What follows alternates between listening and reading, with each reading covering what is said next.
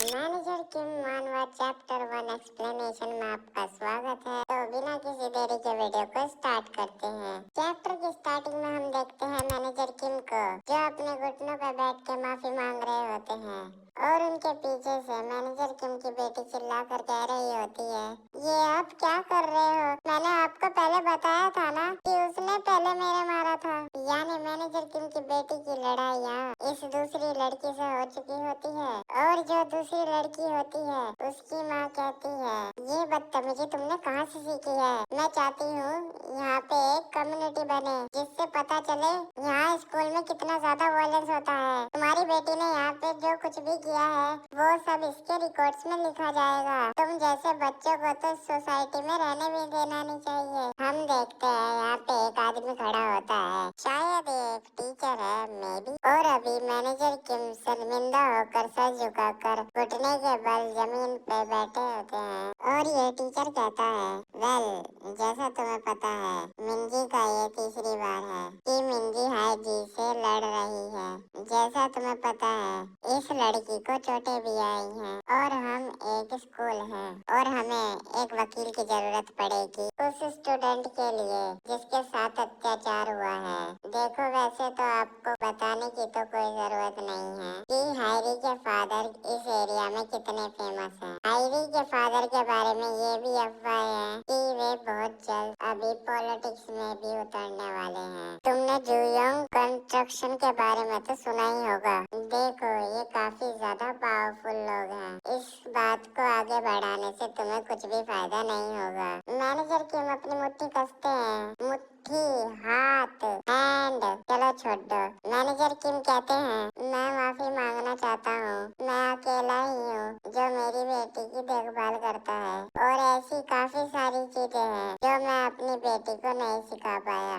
Manager किम की बिटिया चिल्ला कर कहती है, डैड लेकिन आप क्यों माफी मांग रहे हैं? और एक तरफ मैनेजर किम उस लड़की के परिवार के सामने घुटने टेक के माफी मांग रहे होते हैं और कहते हैं, एक लड़की का बाप दूसरे लड़की के बाप से माफी मांगना चाहता है, प्लीज मुझे माफ कर दो। और माफी मांग के मैनेजर किम और उनकी बेटी यहाँ से चले जाते हैं और मैनेजर किम की बेटी आगे आगे चल रही होती है और मैनेजर किम पीछे चल रहे होते हैं। क्या क्या तुम कुछ खाना चाहोगी? मिंजी कहती है, नहीं मुझे कुछ नहीं खाना। नहीं मैं कुछ खाना चाहती हूँ। नहीं मैं स्कूल जाना चाहती हूँ। नहीं मुझे अपने इतने डरपोक डैड चाहिए। डैड आखिर आपकी प्रॉब्लम क्या है? मेरे स्कूल में हर किसी के डैड या तो पॉलिटिशियन है या फिर बिजनेसमैन। सारे स्टूडेंट के डैड्स के पास काफी ज्यादा पावर है और एक तरफ आप सिर्फ एक कंपनी के मैनेजर हो।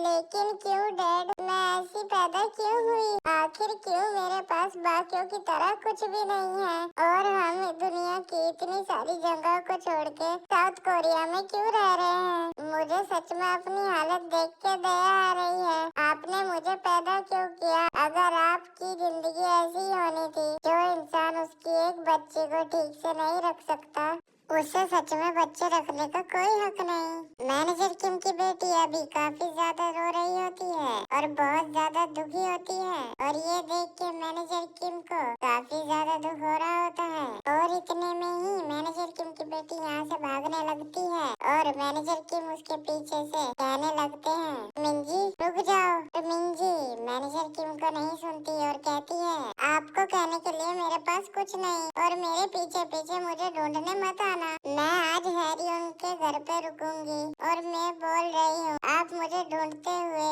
मेरे पीछे आए तो मैं काफी ज्यादा गुस्सा हो जाऊंगी। और मैनेजर किम खड़े खड़े देखते रहते हैं और उनकी बेटी यहाँ से चली जाती है और इसके बाद होता है सीन शिफ्ट। हम देखते हैं मिंजी को जिसके आसपास काफी सारे स्टूडेंट होते हैं और ये दिखने में तो स्टूडेंट नहीं लग रहे होते, पर हम सबने लोग देखा है स्टूडेंट ऐसे ही होते हैं। यूनिवर्स में तो ऐसे ही होते हैं। जोक्स असाइड हम देखते हैं मिंजी को जो हैरी के सामने खड़ी होती है और हैरी मिंजी के थप्पड़ मारती है और कहती है, क्या बे छोटी कुतिया, तू मुझे ऐसे क्या देख रही है? क्या तू मुझे दोबारा मारने का सोच रही है? और हैरी मिंजी के दोबारा से रैपट ही रैपट बजा देती है और इतने में ही मिंजी भी हैरी के बाल पकड़ लेती है और फिर ये दोनों लड़कियां आपस में जंगली बिल्लियों की की तरह लड़ने लगती है, जस्ट लाइक गर्ल्स फाइट। और आसपास के लड़के इस फाइट का मजा ले रहे होते हैं और आपस में कहते हैं ये तो बिल्कुल बिल्लियों की तरह लड़ रहे हैं, इसके पंजे तो काफी तेज चलते हैं। और इतने में ही यहाँ एक मोटा लड़का आता है और मिंजी के लात मार के कहता है, ए छोटी कुतिया, तुझे क्या लगा तू एक लड़की है तो मैं तेरे नहीं मारूंगा? आखिर तेरी हिम्मत कैसे हुई मेरी गर्लफ्रेंड पे हाथ उठाने की? और इस मोटे लड़के का नाम होता है लोगन ली का छोटा भाई। बैड जॉग आई नो, इसका नाम है मीनो शियोंग। हायरी इसकी क्रश होती है, ना कि गर्लफ्रेंड। यानी ये दोनों असल में बॉयफ्रेंड गर्लफ्रेंड नहीं होते। और इतने में ही हायरी पीछे से चिल्लाकर कहती है, हाँ तुम सही कह रहे हो, ये लड़की एक कचरे का ढेर है, नहीं इसकी कोई जान पहचान है, ना ही इसके कोई दोस्त है। और मिंजी हंसते हुए कहती है, तुम लोग बहुत गिरे हुए हो, चापलूस कहीं के, तुम सारे के सारे लोग सिर्फ मुझे मारने के लिए यहाँ आए हो। और इतने में ही मीनो मिंजी के बाल पकड़ लेता है और ही इज प्रूव्ड कि ये है भाई लोगली का। Both of them believe in gender equality, क्योंकि ये मोटा मिंजी के थप्पड़ी थप्पड़ बजा देता है और बहुत ज्यादा बजाता है, मतलब कि एक लड़की के बजा रहा है यार। और इस सीन को देख के मैं सोच रहा था, अगर ये पीटीजे यूनिवर्सिटी एक मानवा है तो यहाँ सिख क्वेस्टिज्म का शियोन किम या फिर लुकिज्म का डैनियल पार्क एक बार आ जाता मिंजी को बचाने, पर ऑफ कोर्स ऐसा नहीं होने वाला। और मिंजी इस टाइम बहुत बुरी मार खा रही होती है और आसपास के लोग बोल रहे होते हैं, ये अब हमें रुक जाना चाहिए, इस तरह से तो वो मर जाएगी। और इतने में ही हायरी एक पत्थर उठाती है और भागते हुए कहती है, मेरे सामने से हट जाओ ओ मिंजी, तू कुतिया कहीं की। और इसके बाद हायरी सीधा पत्थर मारती है मिंजी के सर पे और ये पत्थर पड़ने के बाद मिंजी का सर सीधा जाके लगता है मीनू मोटे के पेट पे और इसके बाद मिंजी का सर सीधा जाके लगता है जमीन पे एक बड़े से पत्थर पे और भाई मिंजी के सर से खून निकल रहा होता है। और यहाँ पे हो चुका है अभी मैटर सीरियस, तो इसलिए आसपास के लोग कहते हैं, ओ शिट, हमने ये क्या कर दिया, क्या ये मर चुकी है, कोई 911 को कॉल करो। और एक तरफ मीनू मोटा अपने मन में कहता है, शिट मेरी तो लग गई। और इतने में ही एक लड़की कहती है, मैं पुलिस को कॉल करती हूँ। और इससे पहले ये पुलिस को कॉल करती, मीनू मोटा इसके मुंह पे हाथ रख के इसका मुंह ही बंद कर देता है और कहता है, सबके सब सुनो, तुम जो कुछ भी कर रहे हो रुक जाओ, तुम सबने इस चीज में मेरा साथ दिया है, अगर मैं पकड़ा जाता हूँ तो मैं तुम सबका नाम बता दूंगा, तुम लोग एक अच्छे तरीके से जानते हो अगर मेरा दिमाग खराब हो गया तो मैं कैसा होता हूँ, तो इसलिए समझदारी दिखाओ, तुम जिस किसी को भी कॉल कर रहे हो उसे कॉल मत करो।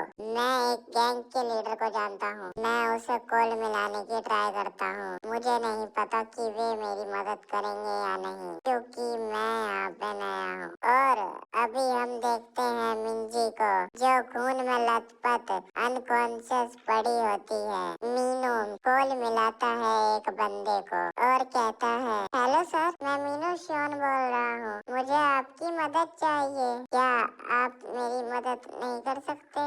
और इतने में ही हायरी मीनू से फोन छीनती है और कहती है, हेलो, मैं कैंचन जो की बेटी बोल रही हूँ, मेरे डैड जियोंग कंस्ट्रक्शन के चेयरमैन हैं और अभी मुझे एक ऐसे इंसान की जरूरत है जो यहाँ पे मैटर को संभाल सके। इसके बाद हम देखते हैं मिंजी के घर का सीन। मैनेजर किम ने चूल्हे पे कुकर चढ़ा रखा है और काफी ज्यादा उदास होकर खाना खा रहे होते हैं और मिंजी का इंतजार कर रहे होते हैं। मैनेजर किम घड़ी की तरफ देखते हैं और कहते हैं, मिंजी को आने में देर हो चुकी है। और एक तरफ मीनू और हैरी कार में बैठ के कुछ लोगों के साथ जा रहे होते हैं और ये वही लोग होते हैं जिन्हें मीनू ने कॉल करके बुलाया होता है, गैंगस्टर्स। और इनमें से एक बंदा हैरी को कहता है, तो तुम हो मिस्टर चॉय की बेटी? हैरी कहती है, हाँ सही कहा। गैंगस्टर कहता है, वेल तुम्हें पता है वैसे हम इन जैसे मामलों में टांग नहीं अड़ाते हैं, लेकिन तुम मिस्टर चोई की बेटी हो, इसलिए मैं यहाँ पे आया हूँ। तुम स्पेशल केस हो, समझी? हायरी इन गैंगस्टर्स को देख के कहती है, हाँ ठीक है, लेकिन काम तो हो जाएगा। प्लीज इस मैटर को संभालने का काम ठीक से करना और कोशिश करना कोई तुम्हें देख ना पाए, क्योंकि हम कोई और लफड़ा नहीं चाह रहे। गैंगस्टर कहता है, ओ चिंता मत करो, हमारे पास जो टेक्नोलॉजी है इससे काम काफी जल्दी हो जाएगा। हम जैसे ही ये मैटर जापान को सेंड करेंगे तो वे लोग किसी भी इंसान को बिना किसी सबूत के गायब कर सकते हैं। क्या नाम था उसका? Compression technique. दूसरा बंदा कहता है, बॉस उसका नाम कंप्रेशन टेक्निक है। गैंगस्टर कहता है, हाँ सही कहा, कंप्रेशन। एक बार किसी की भी बॉडी को उस पे रखते हैं तो वो बॉडी वहाँ पे कांपने लगती है और उस मशीन का काम कंप्लीट होते ही बॉडी का भी काम हो जाता है। आजकल की टेक्नोलॉजी काफी सही है। यानी ये लोग मिंजी की बॉडी के साथ कुछ तो करने का सोच रहे होते हैं, जैसे कि उसे पूरी तरह से डिस्पोज करने की। और इस बात का एहसास होते ही हायरी काफी ज्यादा डर जाती है और जो मिंजी होती है, इन हरामजादों ने उसे कार की डिक्की में रख रखा है। और ये गैंगस्टर कहता है, हमारे मेहमानों, अभी आपको यहाँ से उतरना होगा, इससे आगे जाने का हमें ही अलाउड है। और हाँ, पैसों के बारे में चिंता मत करना कि तुम्हें हमें कितने पैसे देने हैं। मैं मिस्टर चोई को वो बिल भेज दूंगा, ठीक है? और हम देखते हैं जो मिंजी होती है उसका हाथ हिल रहा होता है, यानी मिंजी ही इज अलाइव। तो यानी ये मिंजी को जिंदा डिस्पोज करेंगे? पता नहीं, आगे देखते हैं। मैनेजर किम को जो अपने घर पर होते हैं, जिनकी मिंजी का वेट करते करते आंख लग जाती है और अचानक से उठते हैं और घड़ी की तरफ देखते हैं कि अभी बहुत ज्यादा टाइम हो चुका है। मैनेजर किम फटाफट से अपना सामान पैक करते हैं और अपने कपड़े पहनते हैं और बाहर जाते हैं और देखते हैं कि कुछ बच्चे आपस में बात कर रहे होते हैं। अरे यहाँ पे क्या हुआ? क्या यहाँ पे किसी की फाइट हुई थी? अरे यार, ये सच में काफी अजीब है।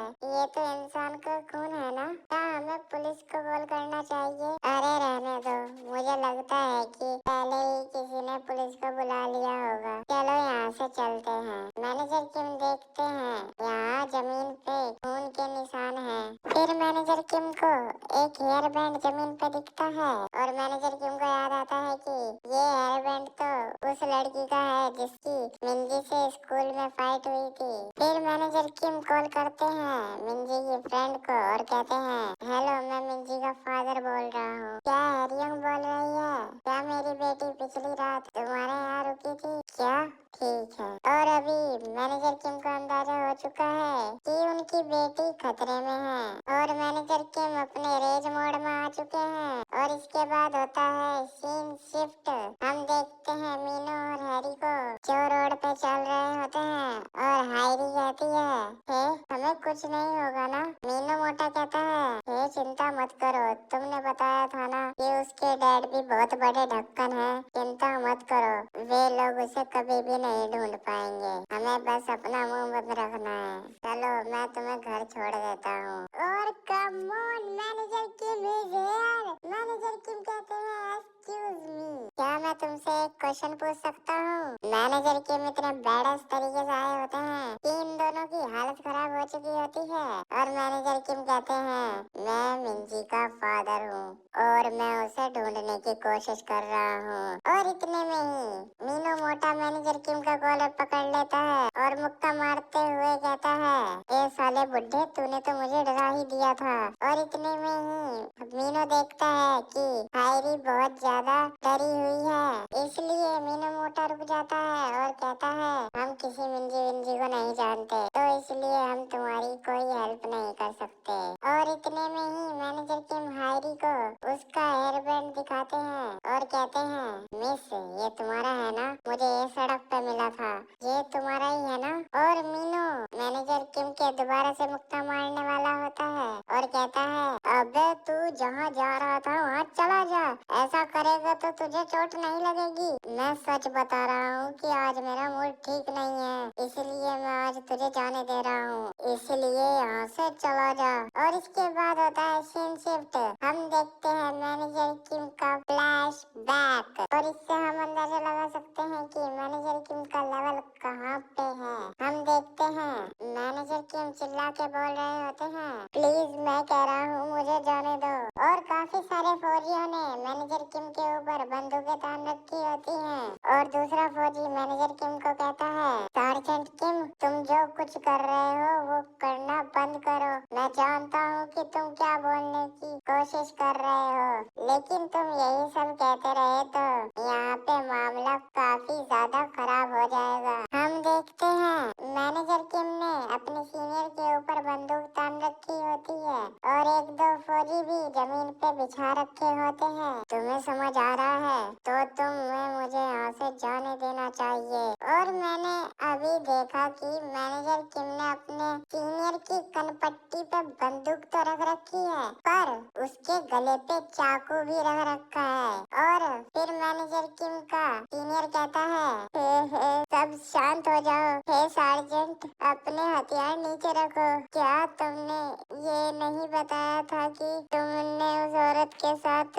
सिर्फ एक रात बिताई थी? तो आखिर तुमने ये कैसे पता किया कि वो बच्चा तुम्हारा ही है? दूसरा फौजी चिल्लाते हुए कहता है, सबसे पहले हम सबको शांत होना होगा। और इतने में ही मैनेजर किम फायर कर देते हैं और ये फायर हवा में हुआ होता है, पर मैनेजर किम के सीनियर की पैंट गीली हो चुकी होती है। और सीनियर डरते हुए कहता है, अरे इसे जाने दो, ये बहुत बड़ा पागल है, ये सच में बहुत बड़ा पागल है। अगर ऐसा ही चलता रहा तो ये हम सबको मार देगा। और यार एक बार सोचो कि जिस बंदे को देख के इतने बड़ी आर्मी डर रही है तो वो बंदा किस लेवल का फौजी होगा। और इसके बाद हम देखते हैं प्रेजेंट टाइम का सीन। मीनो मैनेजर किम का कॉलर पकड़ते हुए कहता है, तुझे लगता है कि तू बहुत ज्यादा खतरनाक है? बुड्ढे मैं अब तक तेरे पे रहम खा रहा था, अब तो तेरी। और मीनो अपनी शर्ट निकाल रहा होता है और कहता है, लगता है कि अब तुझे समझ आएगा कि अच्छे तरीके से तुड़ाई करना किसे कहते हैं। बुड्ढे क्या तू अपनी शर्ट निकालना चाहता है? मैनेजर किम कहते हैं, कमल के बच्चे। और इतने में ही मीनो मैनेजर किम की शर्ट फाड़ने लगता है और कहता है, क्या तू चाहता है कि मैं तेरी शर्ट निकालूं बुड्ढे? आखिर तुझे लगता क्या है कि तू कौन है? बुड्ढे तुझे पता भी है फाइट कैसे की जाती है? और मीनो जो होता है वो मैनेजर किम की शर्ट फाड़ते ही काफी ज्यादा हैरान हो जाता है और साथ में हायरी भी। और फिर हम देखते हैं वो फ्लैशबैक जब मैनेजर किम ने अपने सीनियर के ऊपर हथियार लगा रखे होते हैं। अभी एक फौजी अपने सीनियर को चिल्लाकर कहता है, ये नामुमकिन है, तुम जानते हो हम इसे यहाँ से ऐसे जाने नहीं दे सकते। हमारी जो ये यूनिफॉर्म है ये दुनिया के लिए सीक्रेट रहनी चाहिए। सार्जेंट किम उन मिशंस के बारे में सोचो जो हमने साथ में किए हैं। आपने 17 घुसपैठ के मिशंस को अंजाम दिया है, 5 double agent mission south Korea में, आपने 2 बार जेल भी तोड़ी है और कोरियन सुप्रीम लीडर को मारने वाला मिशन। पूरे नॉर्थ कोरिया में आप मोस्ट वांटेड हो। तुम्हारे ऊपर बहुत सारे पैसों का इनाम भी रखा गया है और यहाँ तक कि चाइना और रशिया में तुम्हारे लिए अलग से टीम तैयार की गई है सिर्फ तुम्हें पकड़ने के लिए। क्या हम सोच सकते हैं कि अगर हमने तुम्हें जाने दिया तो ये बाहर कोई हंगामा नहीं करेगा? नहीं, ऐसा नहीं हो सकता, ये बाहर नहीं जाना चाहिए। मैनेजर किम के होते हुए ही हम बाकी के दूसरे देशों से समझौता कर सकते हैं। और मैं ये सोच रहा हूँ कि ये बंदा कितना खतरनाक है, इसे रोकने के लिए देशों ने अलग अलग टीम्स बना रखी है यार। इसके बाद हम देखते हैं जब मीनू मोटे ने मैनेजर किम की शर्ट फाड़ दी थी तब का सीन। मैनेजर किम की बॉडी पे गोलियों और कट्स के निशान होते हैं। मीनू के तो मैनेजर किम की बॉडी देखते ही पसीने आ चुके होते हैं। मीनू को हैरान होने तक का मौका नहीं मिलता। मैनेजर किम फ्लैश की स्पीड में मीनू के ऊपर हमले कर देते हैं और लास्ट में एक किक और मीनू हवा में। और जैसे ही मीनू का सर जमीन से टकराने वाला होता है वैसे ही मैनेजर किम अपने जूते से मीनू का सर बचा लेते हैं और बहुत बैडस तरीके से कहते हैं, मेरे पास तेरे लिए सिर्फ एक सवाल है, वेयर इज माय डॉटर। हम देखते हैं मैनेजर किम ने हैरी का जो हेयर बैंड होता है उससे मीनू का गला घोट रखा होता है जिसकी वजह से मीनू का दम घुट रहा होता है और हैरी ये सब देख के काफी ज्यादा डर रही होती है और पीछे से मैनेजर किम को बोल रही होती है, प्लीज रुक जाओ। और मैनेजर किम मीनू से अपनी बेटी का पता पूछ रहे होते हैं और मीनू मोटा फटी हुई हालत में कहता है, जब हम जा रहे थे तो वे हमें दाएं मुड़ने के लिए और बाएं मुड़ने के लिए बोल रहे थे। वो लोग सिर्फ हमें रास्ता बता रहे थे, मुझे नहीं पता कि वो तुम्हारी बेटी को कहाँ ले गए। प्लीज मुझ पे यकीन करो। और मैनेजर किम कहते हैं, और तू ये भी नहीं जानता होगा कि उनसे दोबारा कांटेक्ट कैसे करना है ना? मीनू कहता है, वे एक वाइट ऑर्गेनाइजेशन है, जब वे हमसे कांटेक्ट करना चाहें तभी हम उनसे कांटेक्ट कर सकते हैं। मैनेजर किम कहते हैं, और वो तुम्हारी गैंग का लीडर कहाँ है जो पहले तुम सबसे कांटेक्ट करता है? और यहाँ पे अभी मीनू की हालत बहुत ज्यादा खराब हो चुकी होती है तो उसे जो कुछ भी पता होता है वो यहाँ पे वो बक देता है और इस हरामचोद को भी नहीं पता कि वे गैंगस्टर मैनेजर किम की बेटी को कहाँ ले गए। और इसके बाद होता है सीन शिफ्ट। हम देखते हैं एक घर को जिसपे एक गैंगस्टर को एक बंदा बोल रहा होता है, मुझे माफ कर दो, प्लीज प्लीज मुझे एक बार माफ कर दो। और इस बंदे के सामने जो गैंगस्टर बैठा होता है उस बंदे का नाम होता है मिन चोन और ये एक केके गैंग नाम की गैंग का हेड होता है। और जो ये केके गैंग है इसी के ही बड़े दर्जे के लोगों ने किडनैप कर रखा है मैनेजर किम की बेटी को ताकि ये डिस्पोज कर सके मैनेजर किम की बेटी की बॉडी को। और ये गैंगस्टर इस बंदे के बाल पकड़ता है और कहता है, अबे ओए हरामजादे, क्या तू मेरे साथ कोई मजाक कर रहा है? तूने कॉन्ट्रैक्ट साइन किया था, क्यों किया था ना? तुझे क्या लगता है तूने जो कॉन्ट्रैक्ट साइन किया था वो कोई मजाक था? तुझे पता भी है इस कॉन्ट्रैक्ट में क्या क्या बातें लिखी थी? कॉन्ट्रैक्ट में लिखा था अगर तुम सूद समेत लोन नहीं चुका पाओगे तो तुम्हें इसकी कीमत चुकानी पड़ेगी। और मैंने ये पहले ही कहा था कि इसकी कीमत चुकानी पड़ेगी तेरी बेटी को। और जो ये आदमी होता है इन गैंगस्टर्स ने इस आदमी की बेटी को भी पकड़ रखा होता है और ये लड़की अपने डैड को रो के चिल्लाते हुए कहती है, डैड डैड प्लीज कुछ करो। और अभी जो लड़की के डैड होते हैं उनके ये गैंगस्टर रैपट पे रैपट बजा रहा होता है और ये गैंगस्टर इस आदमी के रैपट मारते हुए कहता है, अबे तू मुझे क्या बोल रहा है कि तेरी बेटी बस एक स्टूडेंट है? अबे हरामजादे, मुझे इस बात से कोई फर्क नहीं पड़ता कि तेरी बेटी कोई स्टूडेंट है या नहीं, क्योंकि हम उसके सारे ऑर्गन्स निकाल के बेच देंगे। तो इस बात से कोई फर्क नहीं पड़ता कि वो एक लड़की है, स्टूडेंट है, भाड़ में जाए। काले हरामजादे, अगर तुझे लगता है कि हम तेरे साथ कुछ गलत कर रहे हैं तो हम उसकी जगह तेरे ऑर्गन्स बेच देते हैं ना, मगर तू ऐसा भी नहीं चाहता ना कि हम तेरे ऑर्गन्स बेचें, क्यों है ना हरामजादे? और इसके बाद मिंचोन इस आदमी आदमी के इतने सारे रैपट मारने के बाद एक लात मारता है उस आदमी के मुंह पे।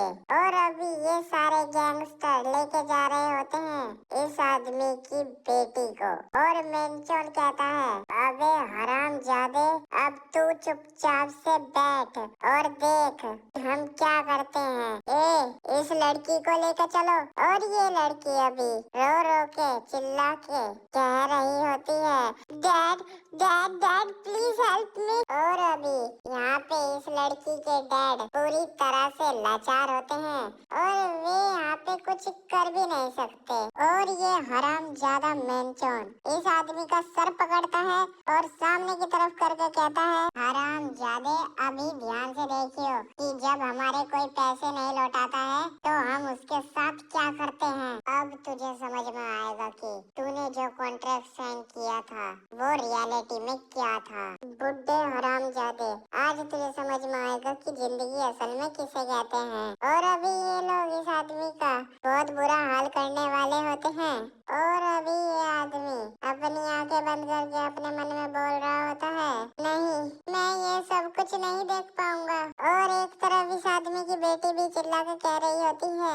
और इतने में ही इसके घर के सामने आते हैं मैनेजर किम और बेल बजाते हैं। और एक गैंगस्टर मिंचोन को कहता है, बड़े भाई, लगता है यहाँ पे कोई आया है। मिंचोन कहता है, यहाँ कौन आया है? क्या तूने कोई डिलीवरी यहाँ पे मंगाई थी? दूसरा बंदा कहता है, हाँ, मैंने कुछ समय पहले तो मैक्रोनी ऑर्डर की थी, पर मुझे नहीं लगता कि ये डिलीवरी बॉय होगा। मिंचोन कहता है, आखिर डिलीवरी बॉय के अलावा ये किसे पता होगा कि हम यहाँ पर हैं? ठीक है, हम दरवाजा नहीं खोलेंगे। अगर जो बंदा बाहर खड़ा है वो डिलीवरी बॉय नहीं है तो उसे यहाँ से जाने के लिए बोल दे। अगर कोई गड़बड़ होती है तो दरवाजे को अंदर से बंद कर दे। और दूसरा बंदा अपनी मुंडी हाँ में हिलाता है और कहता है, ओके, ठीक है। और जैसे ही ये बंदा दरवाजे को लॉक करता है और इतने में ही उसे याद आता है कि जो दूसरा वाला दरवाजा है उसने तो वो लॉक ही नहीं किया। फिर ये बंदा भागते हुए जाता है उस दूसरे दरवाजे को बंद करने के लिए। और जैसे ही ये बंदा दरवाजे के पास आता है, ये देखता है कि कोई दरवाजे को खोल के अंदर आ चुका है। और ये बंदा कहता है, हे, आखिर तुम कौन हो? तुम ऐसे ही किसी की प्रॉपर्टी में नहीं घुस सकते। और यही कहने की देर होती है, इस बंदे की कुटाई होनी स्टार्ट हो जाती है। और बाहर जो इस बंदे के रैपट पड़ रहे होते हैं वो अंदर मिंचोन और बाकी के लोग भी सुन रहे होते हैं। और मिंचोल डरते हुए दरवाजे के पीछे आता है और कहता है, पर अंदर से बूम बाम की आवाजें आ रही होती हैं क्योंकि मैनेजर किम उस बंदे की अच्छे से तोड़ रहे होते हैं। और इतने में ही मिंचोन के साथ वाला लोंडा बेसबॉल का बैट उठाता है और दरवाजे की तरफ जाने लगता है और दरवाजे को खोलता है और अंधाधुन बेसबॉल बैट घुमाने लगता है। और जो ये बल्ला घुमा रहा था ये सीधा जाकर लगता है इन्हीं के बंदे के। और मैनेजर किम ने ही इन्हीं के बंदे को सामने लाया होता है और खुद लाइट की स्पीड से डॉज करते हुए आ रहे होते हैं। और एक हाथ से इस मोटे की ठुड्डी पे एक रैपट मारते हैं और दूसरे हाथ से अपनी कोट की जेब से रस्सी निकालते हैं, जहाँ एक हाथ से इस मोटे के रैपट ही रैपट पड़े जा रहे होते हैं और दूसरे हाथ से मैनेजर किम रस्सी को कुछ इस प्रकार से फेंकते हैं कि ये रस्सी इस मोटे के पैर में फंस जाती है और जो ऊपर झूमर होता है ये रस्सी उसमें भी फंस जाती है और ये मोटा उल्टा लटक जाता है। और ये मोटा भी हैरान होता है कि कोई कैसे इतनी जल्दी किसी को पैरों पे रस्सी बांध के उल्टा लटका सकता है। और अभी ये मोटा फटी हुई हालत में कहता है, आखिर ये क्या था? और ये जो लड़की अभी रो रही होती है वो कहती है, कमाल है। और इसके बाद मैनेजर किम इस मोटे के पास आते हैं और कहते हैं, मिंजी कहाँ है? और ये मोटा कहता है, क्या मिंजी? कौन मिंजी? और मैनेजर किम इसकी रस्सी को और भी ज्यादा टाइट करते हैं जिससे इस मोटे के पैर और भी ज्यादा दब रहे होते हैं। और मोटा कहता है, प्लीज रुक जाओ, इस रस्सी को और ज्यादा मत खींचो, मैं नहीं जानता कि तुम क्या कह रहे हो, प्लीज रुक जाओ। मुझे ऐसा लग रहा है कि मेरे कट के गिर जाएंगे। बड़े भाई मुझे बचाओ। और जो बड़े भाई होते हैं वो खिड़की खोल के कूद जाते हैं, पर मैनेजर किम ट्राई करते हैं उसे पकड़ने की, पर नहीं पकड़ पाते हैं। और इसके बाद मैंचोन रोड पे भागते हुए हांफते हुए कहता है, ओह शिट, आखिर ये कौन था? क्या ये पुलिस वाला था? अरे यार, आखिर इसे कैसे पता चला कि हम लोग यहाँ पर हैं? क्या हमारी इन्फॉर्मेशन किसी ने लीक की थी? अब मैं क्या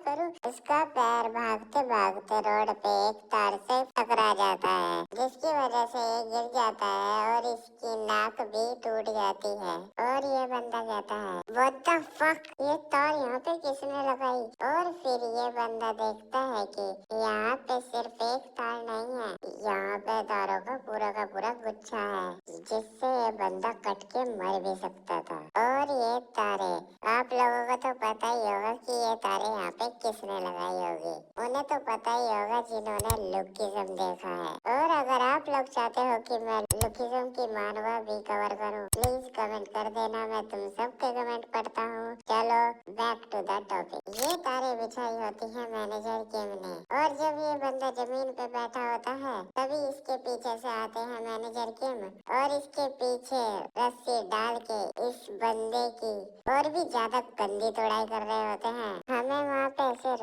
बूम बम की आवाजें आ रही होती है और मेंशन की आवाजें आ रही होती है, जो कह रहा होता है, मुझे नहीं पता।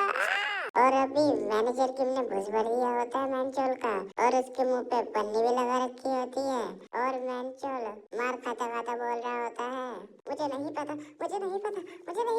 और यहाँ पे मैंचोल की बहुत बुरी हालत होती है, जो उसके ऊपर पन्नी होती है उसमें से खून निकल रहा होता है, और मैंचोल हांफते हुए कहता है, हरामजादे, मैंने तुझे कहा ना मुझे नहीं पता। हमें बस उसी समय टेलीग्राम पे मैसेज मिलता है जब हमें उसकी जरूरत होती है। मैनेजर किम कहते हैं, आखिर वो क्या चीज है? मैंचोल कहता है, वो एक सीक्रेट मैसेज करने की जगह है जिसपे हम सारे हरामी ग्रुप चैट करते हैं। और मैनेजर किम अभी इस बंदे को वहाँ पे लेकर आ रखे होते हैं जहाँ से ये भागा था, और फिर इस बंदे की मुंह की पन्नी हटाते हैं, और फिर ये बंदा कहता है, मैं जब तक उन लोगों से कांटेक्ट नहीं कर सकता जब तक वे लोग हमसे कांटेक्ट ना करें। और जब हम ग्रुप चैट बनाते हैं, काम कंप्लीट होते ही हम उसे डिलीट कर देते हैं। मैनेजर किम कहते हैं, अगर ऐसी बात है तो तूने उनसे पहले कैसे बात की थी? और देखते हैं जो वेंचर होता है उसने ग्रुप चैट में बाकी के गैंगस्टर्स से बात कर रखी होती है, यानी वे गैंगस्टर्स जिनके पास मिंजी है। और जो गैंगस्टर होता है उसे जैसे ही पता चलता है कि ये मैटर कैन चॉन जो की बेटी का है, यानी हायरी का, वैसे ही ये गोल्डन दांत वाला गैंगस्टर तैयार हो जाता है हायरी की मदद करने के लिए। और ये सारी बातें इन लोगों ने ग्रुप चैट में ही कर रखी होती है, जो कि विंचर बता देता है मैनेजर किम को। और क्योंकि मैनेजर किम को कोई रास्ता नहीं मिल रहा होता तो इसलिए तू पिला, और मैनेजर किम इसका हाथ पकड़ के मोड़ देते हैं, और ये बंदा चिल्ला रहा होता है, मेरा हाथ ये टूट जाएगा, प्लीज छोड़ दो। मैं तुम्हें सच बता रहा हूँ, मुझे और कुछ भी नहीं पता। ये जो कुछ भी तुम कर रहे हो, क्या ये साउथ कोरिया में करना अलाउड भी है? साले हरामखोर, मैं तेरे ऊपर केस करूँगा। मैनेजर किम कहते हैं, अच्छा, और जो तुम करते हो क्या वो अलाउड है? और मैनेजर किम इस बंदे का हाथ तोड़ देते हैं, जिसकी वजह से मेंचोल की हालत खराब हो जाती है। मेंचोल चिल्ला रहा होता है, तड़प रहा होता है, और उसके सामने आते हैं मैनेजर किम और कहते हैं, आखिर तुझे अपने ऊपर इतना कॉन्फिडेंस क्यों है? आखिर तू अभी इतना अकड़ क्यों रहा है? और यहाँ पे मेंचोल का हाथ पूरी तरह से टूट चुका होता है, फिर भी ये कहता है, कानून की वजह से हरामखोर, तू जो कुछ भी कर रहा है ये सब कुछ कानून के खिलाफ है। तुझे मैं बता दूं कि मैं एक माइनर हूँ, तू एक माइनर के साथ ये सब कुछ कर रहा है, और क्योंकि मैं एक माइनर हूँ तो अगर मैं कोई कानून तोड़ भी देता हूँ तो मुझे सजा नहीं होगी। हरामखोर, कानून हमें कोई सजा नहीं दे सकता क्योंकि हम एक माइनर है। और फिर मैनेजर किम इसके घुमा के एक लात मारते हैं और मेंचन बोलता है, हरामजादे, मैं कसम खाता हूँ तुझे इसकी कीमत चुकानी पड़ेगी। और मैनेजर किम इसके लात मारने के बाद जाते हैं अपने सूटकेस के पास और उसके अंदर से फालतू के कागज निकाल के फेंकते हैं। और इसके बाद हमें दिखाया जाता है सूटकेस के अंदर गन के पार्ट्स, जो कि manager Kim with in second fix कर देते हैं। और फिर गन के आगे साइलेंसर लगाते हैं और मैगजीन फिट करते हुए कहते हैं, अगर कोई अपने माँ बाप खो देता है तो हम उसे अनाथ कहते हैं। अगर कोई औरत अपने पति को खो देती है तो हम उसे विधवा कहते हैं। पर अगर जो माँ बाप अपनी बच्ची खो देते हैं उनके लिए कोई शब्द नहीं बना। ऐसा इसलिए है क्योंकि ये बहुत ज्यादा दुखदाई होता है। जो पेरेंट्स अपने बच्चों को खो देते हैं उनके पास खोने के लिए और कुछ भी नहीं बचा होता। तो तू क्या बोल रहा था कि तू एक माइनर है तो तेरा कोई कुछ नहीं बिगाड़ सकता। और अभी मिंचल की सिट्टी पिट्टी गोल हो चुकी होती है अपने सामने गन देख के। और इसके बाद मैनेजर किम एम करते हैं मिंचोन के दोनों पैरों के बीच में, यानी इसके अंडों पे। और अभी मैनेजर किम पूरी तरह से रेडी होते हैं इसका एक अंडा फोड़ने के लिए। मैनेजर किम कहते हैं, अगर तू ऐसा माइनर है जिसका कानून कुछ नहीं बिगाड़ सकता तो मैं एक ऐसा मिडिल एज का इंसान हूँ जो कानून को नहीं मानता। और मिंचोन के अभी पसीने छूट रहे होते हैं। मिंचोन की यहाँ पे गंदे वाली फट चुकी होती है और जो उसके पास थोड़ी बहुत उम्मीद होती है कानून की वो भी यहाँ पे टूट चुकी होती है। क्योंकि माइनर होने का भी क्या फायदा अगर सामने वाला तुम्हें ऑन द स्पॉट ही ठोक दे। और मिंचोन फटी हुई हालत में अपने मन में बोलता है, क्या क्या ये सच में एक गन है? क्या ये सच में गोली चला देगा? नहीं। मिंचोन रोते रोते बोलता है, मैं एक सच बात बताऊं, मैं एक माइनर नहीं हूँ। और मिंचोन अपने मन में बोल रहा होता है, नहीं ये गोली नहीं चलाएगा क्योंकि अगर इसने गोली चलाई तो ये सच में एक क्रिमिनल बन जाएगा। और मैनेजर किम गोली चला देते हैं और यहाँ पे जितने भी लोग होते हैं उन लोगों की पटके चार हो चुकी होती है और मिंचोन की दोनों टांगों के बीच में से खून निकल रहा होता है। पर मैनेजर किम ने इसके अंडे नहीं फोड़े होते, इसकी जांग पे गोली मारी होती है। और सिर्फ इसलिए मिंचोन मरा नहीं होता और चिल्लाते हुए कहता है, तुमने सच में गोली चला दी? क्या तुम पागल हो?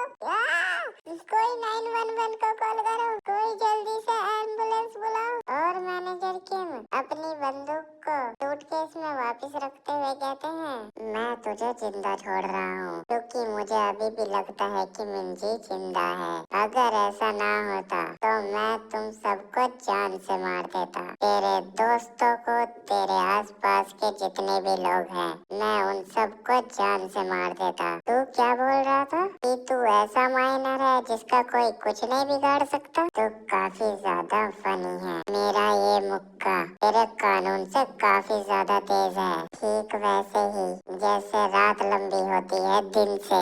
अगर किसी ने मेरी बेटी के ऊपर एक उंगली भी उठाई तो उससे कोई फर्क नहीं पड़ता कि वो कौन है, किस पोजीशन पे है। वो जो भी हो वो समझ जाए कि मैं आ रहा हूँ। और मुझे लगता है कि तूने आज का सबक सीख लिया होगा, तो इसलिए अपनी जिंदगी में आगे से अच्छे काम करियो। मैं तेरा फोन यहाँ से ले जा रहा हूँ। और जैसे ही मैनेजर किम फोन उठाते हैं ये फोन बजने लगता है। असल में इस फोन पे बहुत सारे मैसेज आ रहे होते हैं जिनमें लिखा होता है, मिंचोन, जो लड़की चेयरमैन जूस की बेटी से लड़ रही थी उसे हमने शिप पे लोड कर दिया है और मैंने ये कंफर्म कर लिया है कि वो मर चुकी है। मैनेजर किम चैप्टर 2 कंप्लीट। और क्या सच में मिंजी मर चुकी है? पता नहीं, अगले चैप्टर में देखते हैं। वीडियो को लाइक करना, चैनल को सब्सक्राइब करना। तब तक के लिए बाय बाय।